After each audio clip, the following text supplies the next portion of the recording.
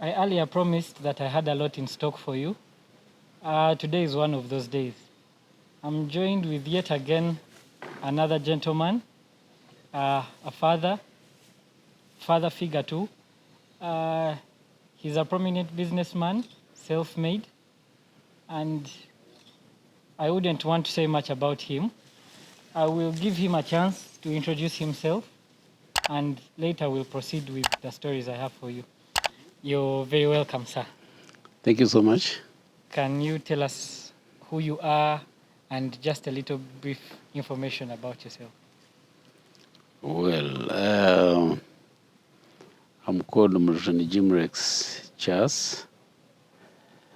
I'm a chartered accountant, but majorly I'm a businessman and a farmer as well. I'm married with 6 children, 3 boys, 2 girls. I stay in Luoa, and I originate from a place called Randorwe Rachikasi, but currently I'm in Luoa, Kampala. Basically that. Lovely. I think you can see the aura that we are in. We are in the presence of a very gifted man that has a lot of stories that I would want to share with you. Before we dive into them, I'm going to ask him about his history, what has groomed him, how he has grown. So, quickly to the questions, I would want to know, where did you grow up? Have you grown up in Luboa, like you said? Well, no, not really. I was born in Mbarara, grown up in Mbarara. I came to Kampala to study. Then my first job was in Kampala, and that's way back in 1990. And I've grown into different areas. I was employed for some time. Then later, at an age of 35, I decided to divorce being formally employed and become self-employed. I've grown up in different hemispheres, different areas of growth in terms of business, in terms of education. I remember the time I graduated when I became a chartered accountant. In Uganda, I think we were less than 300 in total. But later, of course, I became a businessman. I was involved in many areas. But bottom line, by and large, I did not grow in Kampala. I just came to Kampala to study, and I stayed in Kampala to date. Lovely. Aman Mugahurira, titikatandikire konka, there is a lot of power in the things that we are listening to. A man that has not been raised in Kampala, that has not been born in Kampala, he came to find education and a future. But he's a citizen of this country fully, and he can represent. A lot of us are wondering how you can come from your village to Kampala and make it in life, or try to make it in life. Before we get there, we would like to know, how was your childhood growing up in the village? What was your experience like? Is it the same like it is here in Kampala? Well, I must say that, of course, it can't be the same. We grew up, by our time when we grew up, when we were going to school, I remember, we used to move 8 kilometers to, and that makes it 2 and 4, that makes it 16 kilometers. 16. Barefooted. The distance was so long, I was so young. And that was from the primary 3. But before, I used to move with my father, who was, they call them clerks of sub-counties. Later, because of the transfers, that's when we resolved to remain in one place with our mother. Me being the second born in the family, our firstborn was a lady by the name of Justin Bravo, and I was the second born. So we used to move together that very distance, very far. So, of course, the situation was not as well as Kampala. Time is gone that schools were very few in the village, and because of the environment, we used to move so far, barefooted, at times no lunch. But the motivation factor is that we wanted to study. That was the order of the day. Yeah. Well, I think you can see education was one of the biggest drivers. I think that people of our generation are shunning a lot. Some say they have skills and talents to do other things. Some say school is not their thing. Some want to graduate, then start to work. What do you think is the way to go for the time now? Should we study and work later? What should be our driving efforts? Now us that have the shoes to wear and have the clothes to put on, what should be our motivation? You know, I always say that the generation today, the sky should be the starting, not the limit. Why do I say this? Because the atmosphere is so conducive. It's so conducive in a manner that if you want school fees, in most cases, you have school fees. If you want education, schools are there. If you want food is more abundant, in abundance, unlike before. So the whole thing is that what you need to know is what do you want in life? If they say you want to study, to get what? Knowledge. What do you use with the knowledge? So the fact is not to go to school to study. It should be beyond that in your thinking. If I study, what do I want to do? Get employed. When you get employed, what do you want to do? You want to get money. What will you do with the money? So you should have a drawback projection. I want to be this. I want to achieve something. Then you work backwards. How do I achieve it? The way you can achieve it is this. The education is a conduit to your future.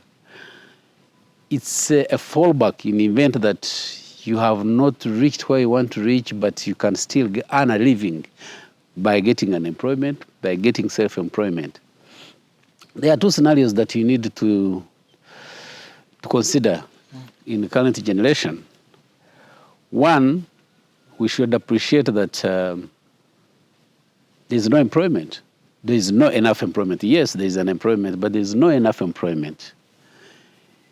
And in economics, there's when you are unemployed, but there's when you are not placed where you're supposed to be.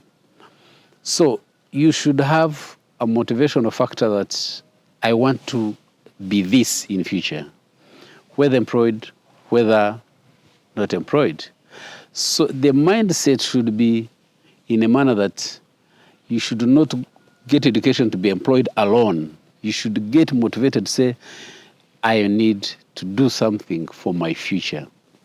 Where we have a challenge, hope that I am not digressing, where we have a challenge is that the sub generations or current generation maybe is on a cramwork manner.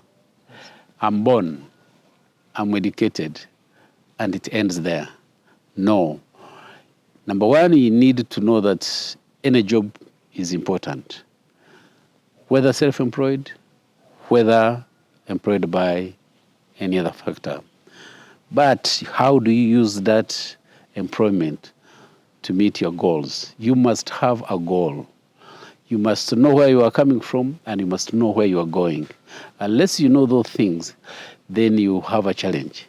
So I urge you that you have to do a drawback position. A drawback meaning that my target is above and I'm moving downwards to see how do I achieve that. And that should be your motivation factor. Two, you need to be, this is a global village. Yes. You must be competitive, not as Uganda, not as where you are now, world over. How do I position myself in a manner that I'm becoming competitive? What course do I have to do so that I remain relevant in this current generation, current situation, current global stand? Where do we see the opportunities?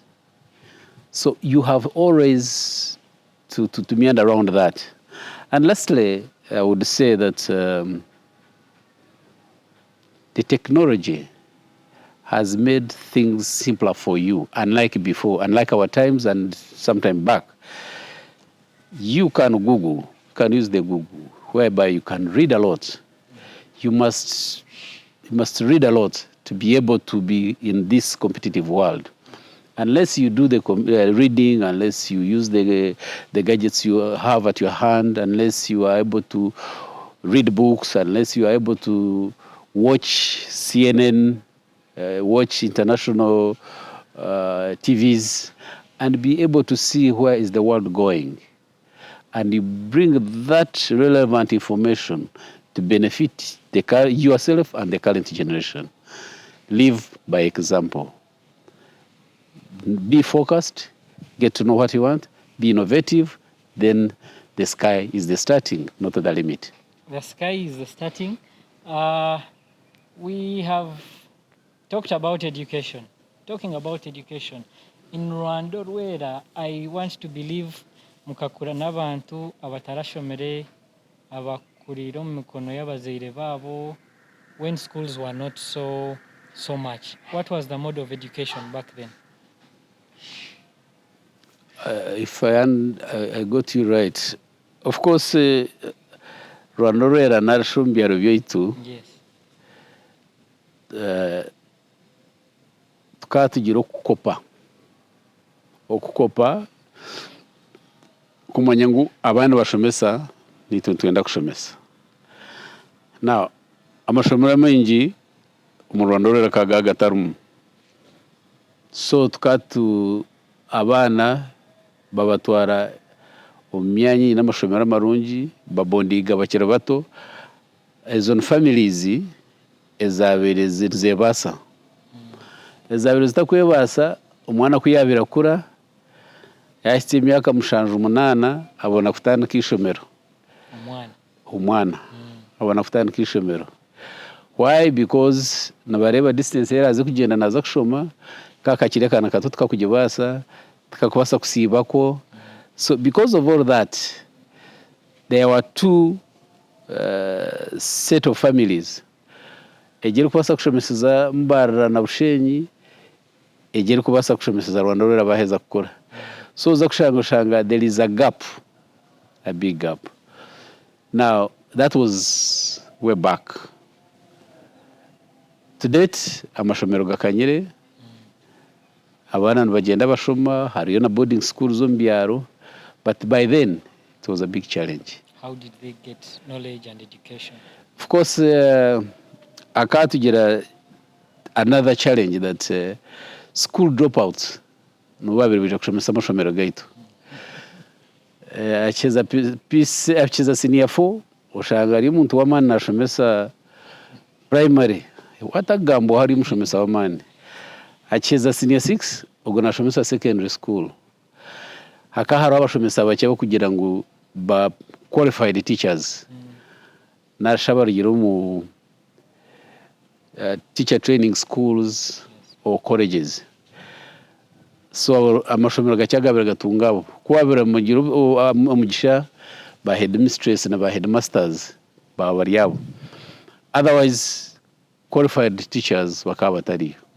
Unlike now, hati harimu qualified teachers. It's far better. I hope that I've answered your question. Yes, you have answered. So, are you in communication with some of the people that did go to school now? Yes. You see, hariho bengi batarashomere. Very many didn't go to school. But the beauty is, the moment they accept what they are, life becomes normal for them. So those who stayed around, bakari sente zabo, bahinga, baina amaka gabo, those who even were very innovative, bakora business, bavuga motoka zabo premium, they have graduated abamwe bine za TX. So, as I said from the start, education alone is nothing. You must attach education with using the wisdom that God gave you to be able to be successful in this world. Yes. Thank you very much. Education alone is not enough. We need gumano yonjeraho maybe indi na skills n'amagezi agandi go buzarwa. Yes, amagezi go buzarwa. Tugamba kuzarwa, you grew up not from Kampala. What were the values and the virtues that you had growing up where you grew up from? First of all, we are lucky tukazarumuka omwaka g'abakristayo. Abakristayo, nashi Christians, they have their norms and virtues that they believe in, and mostly they believe in the Bible, and they used to tell us all the commandments in the Bible. But most, I will break them in 2-3 parts or 2-3 phases that they were more pronounced. One was integrity. They used to tell us never to lie. You should never lie. You should never steal. You should always be ojeze ukwera. What does kwera mean? How do I put it? Kwera means like if you find me riding my bicycle, by then the mode of transport in the village was a bicycle. Yes. I'm an old person, you are a young person. On a hill, I can't ride a bicycle on the hill. You find me pushing the bicycle on the hill. Get that bicycle, push it up the end of the hill, then you give it to me. I ride and leave you behind without even calling you. Yes. So there was that knowledge that we used to get from our parents, from the older people. So the virtues that we had is respecting people. In any caliber, any situation, you must respect people. You must have integrity. You must be dependable. Dependable here, like if I was the old person in the home, they must leave me in charge of that home in case they are not around. And I must keep this home diligently, respectively, without any, without misusing that responsibility. Had there ever been a scenario where your parents left you such a big responsibility? Yes, very much so. Like they're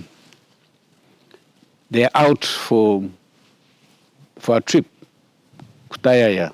Kuzinduka. Okuzinduka means okutaya is a short, okuzinduka means a long visiting. So bazinduka bakutugumuka notekwa ku abana batekwa kunywa batekwa kurya. When you're the one cooking? No, hariho omuteeki konka baba bato make sure that ngubarya banywa banaba babyama in the right time. Tubazana kwita ebintu washora hero kureba ngo hariho enku hariho amaizi because we used to fetch water. Yes. Unlike currently, people have water in their compounds, in their underground tanks. Mutaha amaizi ba mushenye enku, that is firewood. Intestaha muhembera kuhembera timu wakora no kumanya nobasa kukinga mbere. Aha, okuhembera kuronda obunyatsi ukatamu omuriro omwika ukataho esingo n'amashagente agomere. Okihembera ente zija aha muriro okuhembera oku nikuyamba ensiri kugenda ziyamba bakabahembera nyekiro mwabazi n'omukasheshe. Those two. So komeka kushanga ngu mwabazi bahembera omukasheshe bahembera ente zakamwa enyana zataha all that. Kunyiga, and you say this is a lot of work for me, a young child. No ukomanya uti I'm supposed to do this nitekwa kukikora. It was a routine. It's like kuko kwimuka mukasheshe n'umangu notekwa kunaba amaisho notekwa kweza amaino. That it was a routine. So okukora was part and parcel of us children. Ukana n'umangu notekwa kwimuka kare ohembere ente wotakabaire okukama oza ha kyongore okwatira ente bakama amatemu gatemu mugatwara umuka abakuteka cyayi bagateka batakuteka cyayi banywa amate mabisi obundo mwahirwa bacunda amatemu nywa amacunda. So all of that was the usual work in the home.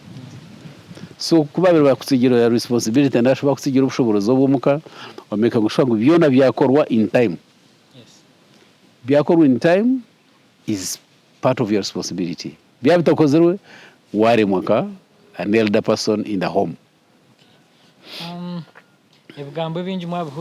Those of you that do not know these words, we shall be teaching you more of them and also taking you to places where we shall illustrate more of these things. Back to our guest of today, Mr. Jimrex. You grew up in the village, you used to Kembera, used to Kama, and all these things, and taking care of homes in the absence of the parents. Omuganda gamba mfunira muwa chikachiba yamba hati ebu wakozere kare. When you look back, do you say nkamaro bwire wanje ndukamente za tata, or is it something you hold so dear to your heart and you say, if I hadn't done this I wouldn't be here maybe?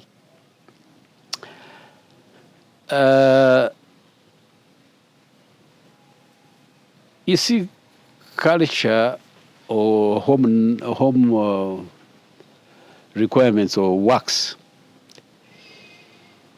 you know, it's like when you go to school. When you study, I'll give an example of mathematics, which is my passion.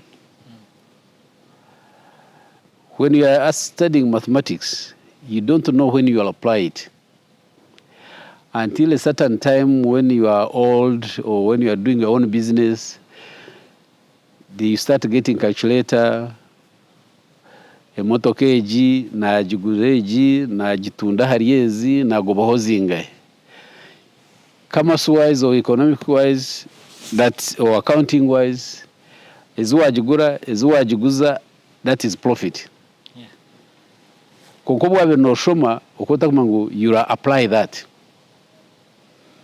Kora wakama ente 10 za average za rata 8, amatena gagura shingira 10, wabe no shoma okota kumangu no ku applying that, kumanya izoberi revenue inatungana ingana ki. So kutwabe tukorebe ibintu tubikora tukikura okota kireba ngo noenda kugoba noza kugoba muki. A routine work, homework. Hatukuru kura nubo kureba the beauty of it.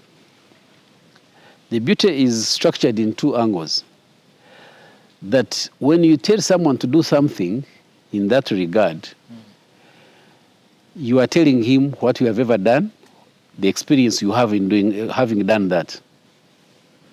That is one angle. The second angle is that what you did then helps you to modify it to a better position now. Take an example, your Kama. Currently, if you have many cows, or even you have maybe 50 cows that you can milk, if there's nobody at home, the workers they drink beer or alcohol, whatever, they disappear. You can apply the knowledge that you had then. You go and milk by yourself, if you're still strong enough. But in case I'm not strong enough, I'll be able to tell my children, learn how to do this, so that the home will have milk. Secondly, the calves or the cow will not have the milk fever because it was not milked. What is milk fever? Milk fever n'umushwija ogwentera kurwara wotagikamere. Kugira amate ukabura kugikama. Umurimi rwitu nibaceta ki? Urwa milk fever. Umurnyankore what do they? Nerwara umushwija gw'amate. Umushwija gw'amate. Yes. So the knowledge we had then we apply it now. You can move again also to how to use the milking parlor and know why do you milk. Ebindi bitwashomere by then tukiri bato no kumanya uti ente yane kamwa yazari kataraka kamwa yashitse ubwire osheme kugiha hwenyana kwenda ngo etakaza rumuganda mate, meaning like a Frisian cow, you will milk it for maybe 6 months. Yes. Knowing that the remaining 3 months, if it gets pregnant, remaining 3 months, the fetus in the womb will be able to have enough feeds from the mother instead of competing with the old calf. So if it comes from a tukiri bato, happen to be applying at wakuzere, and that's the knowledge that you cannot learn from books alone. Yes. And more so when you have not done animal husbandry in terms of education. Yes. So you apply what you had, because many homesteads, amakamenji, gainente, amakamenji, gainebitoche, abahinji bitoche haroko eto kwitara. Okwitara meaning that oriono yangangu emitumba itakagira abana bingi bakanywa amaizi mengi bakakompitinga n'ekitoki kikwenda kuterwa. Yes, so note kuhiya hwe byotsejeho okahinga ho bwabirokera muto munonga kahinga urutoki nahati nikinga. Yes, kandi kunda munonga. Yes, obutawe ntukura bakaba batugambira ngo katungente n'urutoki. Katungente n'urutoki meaning that you can have milk here. Yes. You can have food from here. Ni invent that ente okuhisa no kumanya? No. Okuhisa ni nkente zasitakamwa, meaning that it's a winning situation for cows. But at least when n'urutoki notekwa kurya ibitoki nobaho kushitse bwente zirazare nobasa no kuvuguza. Yes. So many economic sense in it. Yes. Yeah. Thank you very much for that information. We were talking about religion earlier, and you said you grew up in a religious home. Yeah. Was your father a Christian from birth? What kind of religion did they believe in? Or before him, his great-grandparents, what religions did they believe in? And how did they get to blend into Christianity and also influence their families to get into Christianity? To begin with, I was very unfortunate I didn't see my grandfather from my father's side. Okay. But at least I saw my dad. And by the time I saw him, he was already a Christian, an Anglican Christian. Yes. And as well as my mother. Of course, at a later stage, they were not saved. At a later stage, both of them got saved. They served in the church. Yes. For many years that I saw them. I was lucky that my father was educated to a certain level, and my mother was a teacher as well. Was she like the teachers that didn't go to teachers training? Yes, absolutely, yes. She never went to a teachers training school, but she taught through experience and became a teacher. And So both of them were educated. They were Christians. They served in the church. My mother, I'm lucky that my mother is still alive, and is, despite of the age, she's still active in the church. So because of how we found them as devoted Christian, we also became devoted Christians to that. Yeah. Did you find, say for your family, did you find families that were not embedded into Christianity? What were they believing in? Well, How did they get? How did they get to? How did you deal with? Did you shun them? Abana tubakumanya ruhanga ninga bakaba bareba nk'abashomere munonga. What was it like? No. First of all, they were in the common ones were Catholics and Protestants. Okay. Then the other ones were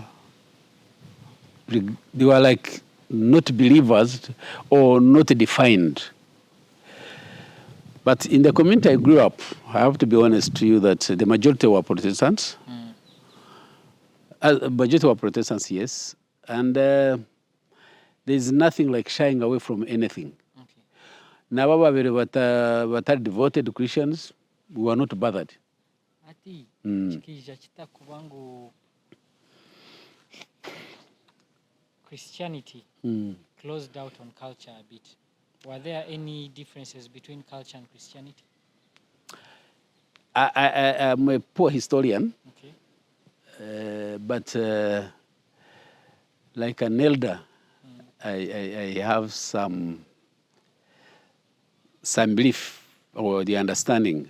One, I believe that there were traditional beliefs before the coming in of the Christianity. And of course, when Christianity came in, there was a lot of resistance. There are those that maintained their belief as non-Christians. There are those that changed to become Christians. But all that was an influence of foreign people, the westernized culture.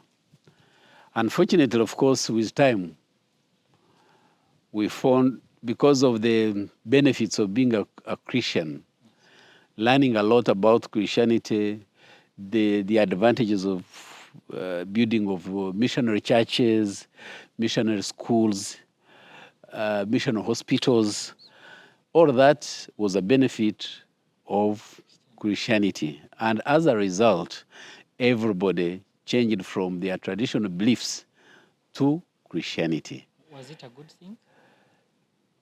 I would say yes, because it brought in development.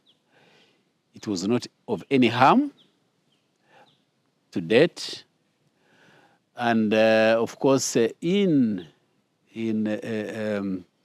traditional beliefs, those were like homestead beliefs. Yes. But Christianity brought a uniform belief that you'll find that almost the whole country, the whole world is believing in one thing. That is the Jesus and the Bible and all that. So there's a unison in that, whereas the before was too micro. Yes, so it brought a networking issue. It brought development through that. It created employment for many. Yes. The young generation came up with good norms of Christianity. So it was an important thing for the country. Yeah. Do you have siblings? Did you grow up with siblings? Yes, we were a family of 7 children, Okay. 2 girls, 5 boys. Unfortunately, 1 girl passed on, leaving 2 children. And we are lucky the rest we are still surviving. What was growing up with them? You see, nowadays things are different. You have a brother or a sister or a cousin, and they are distant. You're not in communication. you're not even in touch. Someone is studying abroad. Maybe someone's parents got money and they are in different places, different countries. Whereas your story could be different. Maybe you'd live together. Maybe you'd stay with relatives. How did you grow up with your siblings? Was it a close relationship? Was it pushed to stay together? Well, it was a homestead setting. We lived together, grew up together, started from the same schools. We changed when the farthest in our family that we went is to come to Kampala, and others remain in the village. Yes. Are you still in good communication? But as I said, growing together in the same community, same homestead, creates bonding. Yes. There is a big bonding. Even if you separate at an age of 20 and above, but the bonding you have from 1 year to 20 years is unbroken. It will continue being there. So that's how we grew up. Secondly, we treasured families, homes. We respected our parents, very much so. We respected our relatives, those that used to come to our place and where we used to visit. We respected ourselves. And of course, also, along the growing, there was coercion, there was punishment, punitive measures in case you misbehaved by your parents. Were you also punished? Wow, beaten. Really? Yes. What would cause you to be punished? What would cause you to be... Well, it's not a grave mistake. There was trivial mistakes, but they were grooming you to be a responsible child. Yes. They were grooming you to be a responsible future citizen. Do you believe in like you are supposed to go to the shop to bring something and you delay, you are beaten. Why? They were instilling timing issue in you as a component that you should never be late, which you apply even when you grow up. If you have been sent to to fetch water, you must bring water. That is part of responsibility that they were instilling in you. So those trivial punishments, you think they were punishments, but it was a method of teaching you. Nothing big. Now, you asked me a question whether I believe in punishing. Of course, time has gone. There are so many methods of punishing. Not necessarily caning, not necessarily corporal punishments. You can punish someone by educating him or her, a young one, putting you here. If you want to buy a shoe, I will not buy it until you behave yourself. I must tell you why I've done it. So things has changed.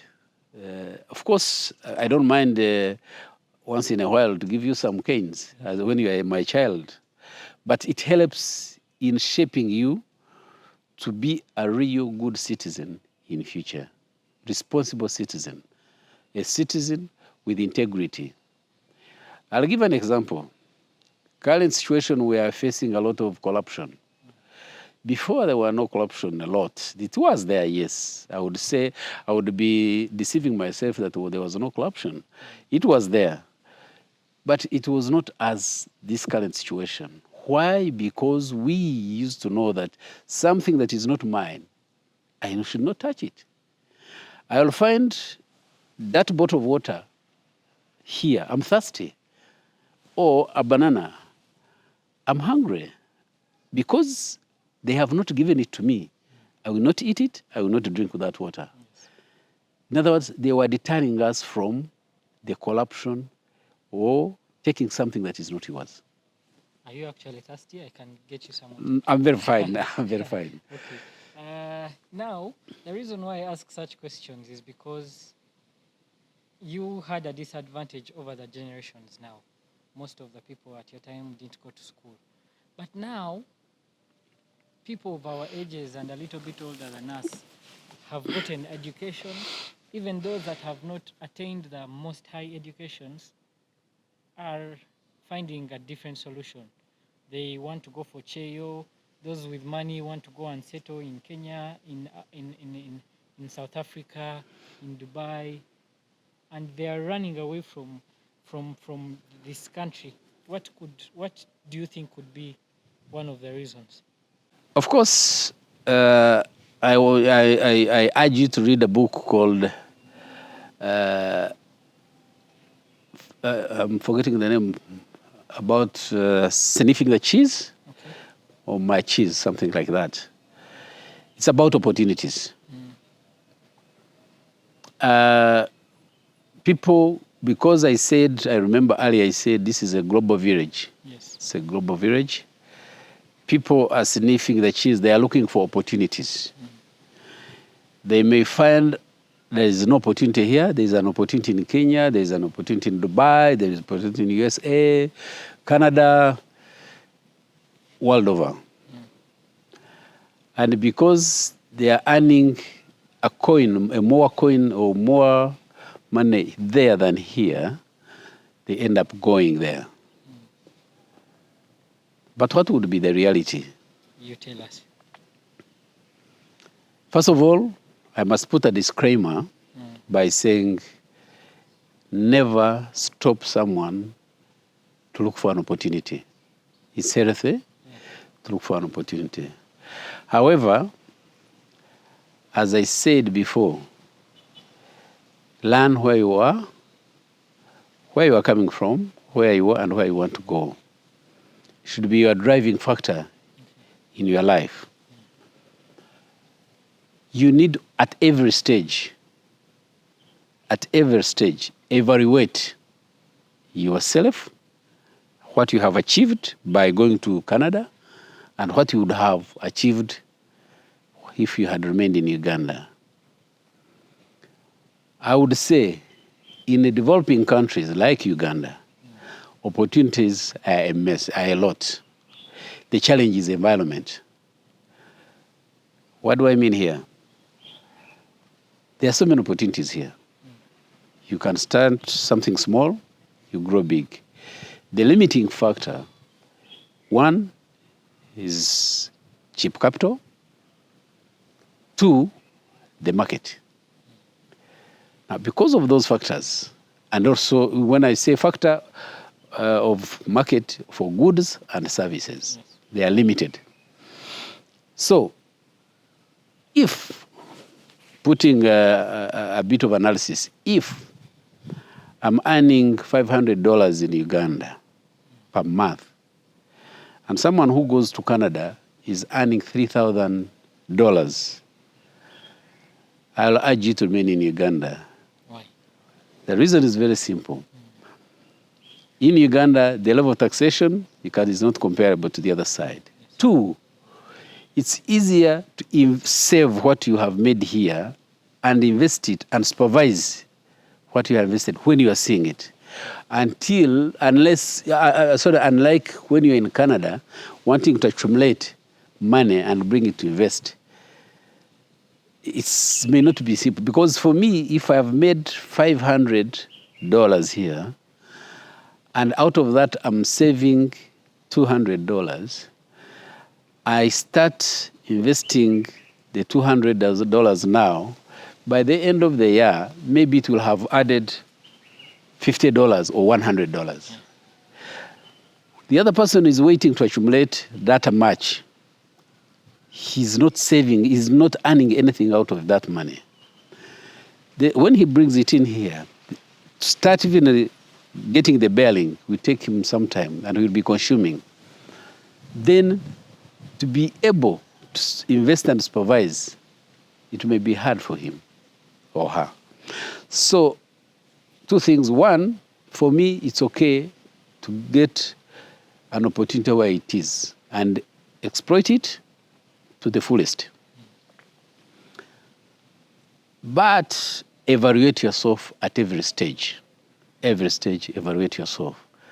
economically, as well as socially, by the way. It's very important because if I stay here, the networks that I will have made, you in Canada, you will not have made it. Yeah. And it is through the opportunities of networking that I can be able to make more money, me as a businessman. One plus another person, the other person I get to understand and be able to work with them and be able to get money. Thank you. I'm still not so conversant because I would want to know which one is a better option. Is it to stay here? Is it to travel? Is our country able to hold all of us together and everyone is doing well? As I said, this is a global village. Yes. Go where the opportunity is. That's my answer. Okay. And the reason for evaluating yourself when you are there or here is to know where you want to go. Example, if I've gone to USA and I've gone there to make money, the question would be, how much money? It's good to retire home. Make that money, invest it here. But when you're investing here, be conscious of where you're investing it, who's supervising it for yourself, for you rather, and see at what point you should come and be able to expand on your investment. Okay. How has been the life here in Kampala, out of the village? Is it conducive? How are you coping with people? Because back in Rwanda, you might be having a variety of one tribe or one language to talk to, or people with the same kind of understanding. Bona n'abarisa, ninga bona n'abahingi. But when you come to Kampala, there are a number of people and tribes and cultures. How has it been coping here? Well, I may say on my personal ground that I'm lucky that I embrace all cultures. I've worked with different cultures, different people.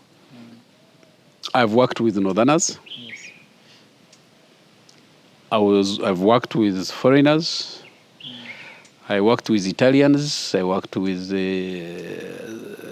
USA, the guys from Americans. I've worked with people from Israel, the Jews. So I've worked with South Africans.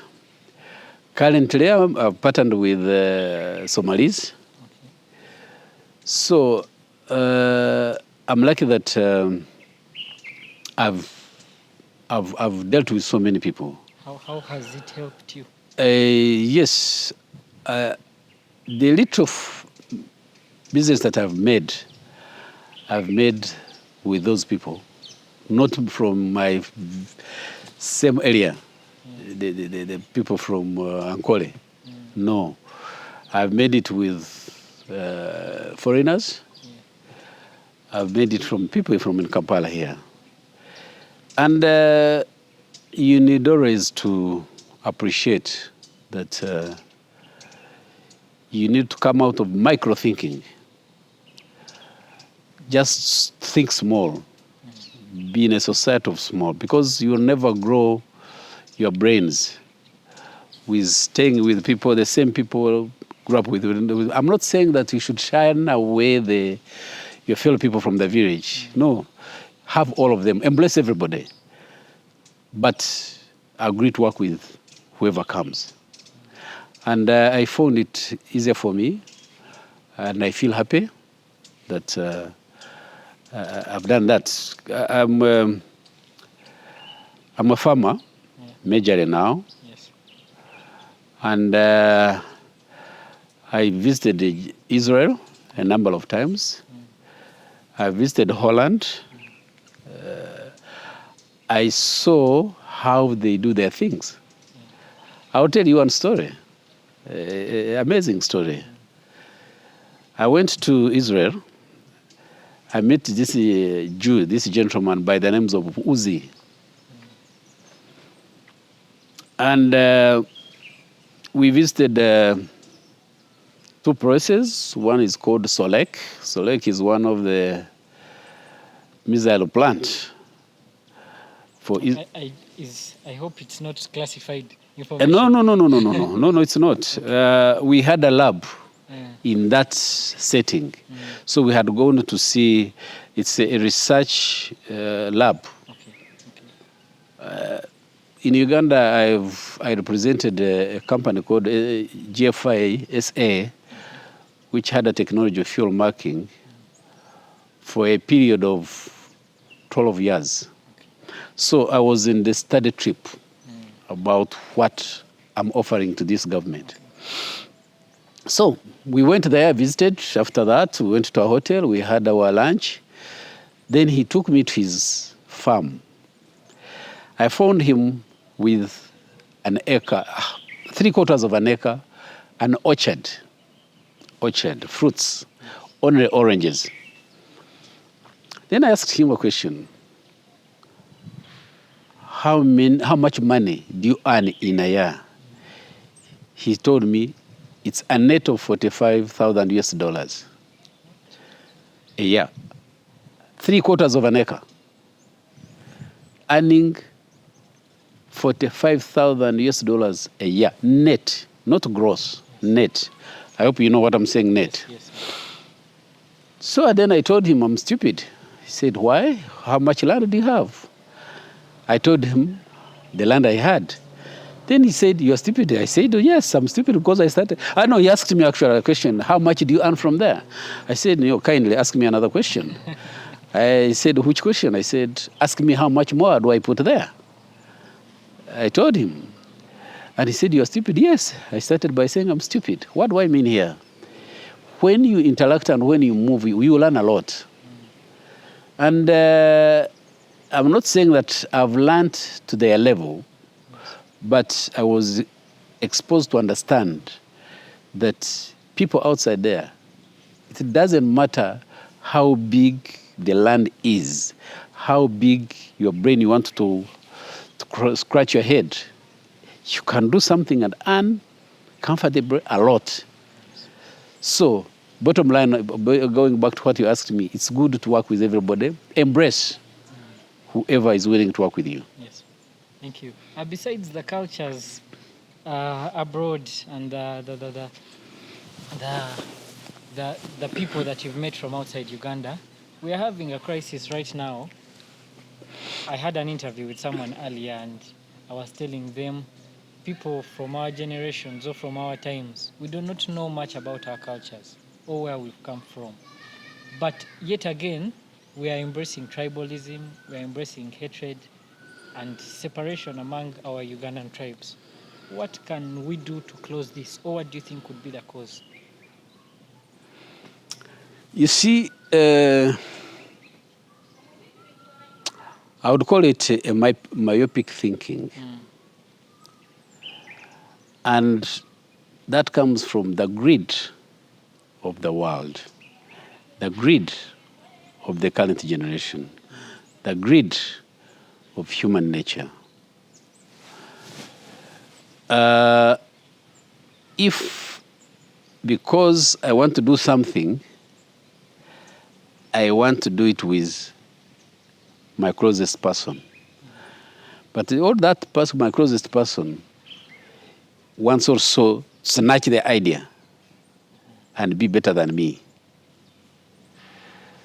We have failed to embrace or to appreciate that as an individual, there's nothing much that you can do,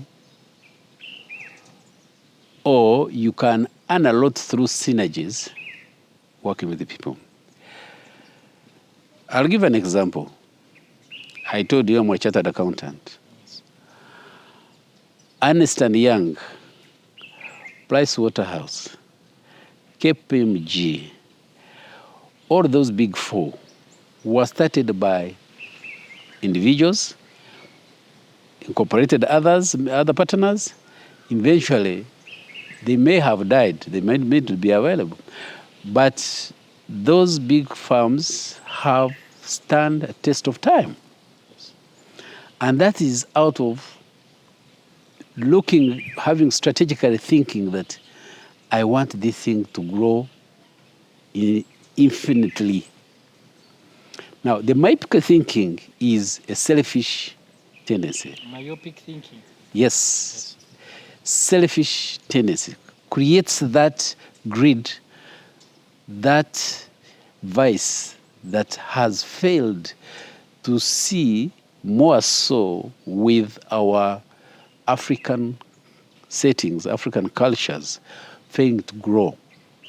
If today I asked you which organization has lived for more than 3 generations in Uganda, to say,